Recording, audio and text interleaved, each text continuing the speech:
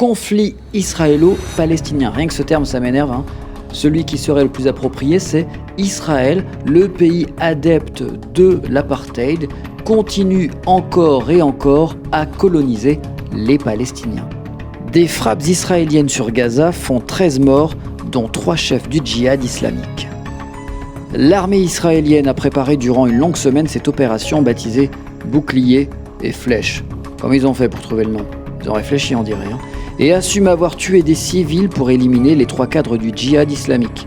Pour une fois qu'ils assument quelque chose, l'aviation a frappé vers 2h du matin. Au même moment, 3 appartements dans la ville de Gaza et à Rafah, une bourgade accolée à la frontière égyptienne dans le sud de l'enclave. Qu'ajouter de plus à cette atrocité?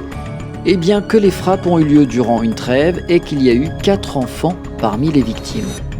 Ali et Mayar, 2 enfants palestiniens, font malheureusement partie de cette liste. Le consulat français n'était pas content, il a condamné, évidemment.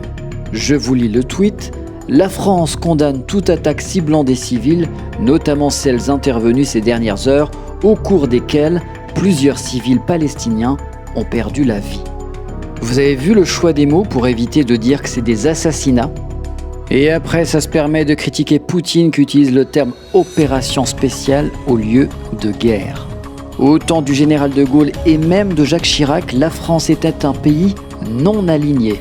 Aujourd'hui, nous sommes soumis à Israël et aux États-Unis. L'Assemblée nationale a rejeté une proposition de résolution associant Israël à un régime d'apartheid.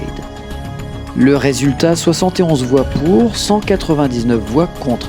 Il serait intéressant d'aller voir qui a voté contre.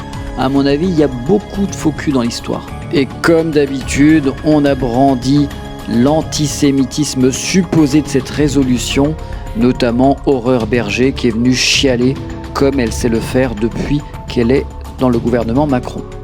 Et sinon, l'enseigne française Carrefour qui dit bonjour Israël.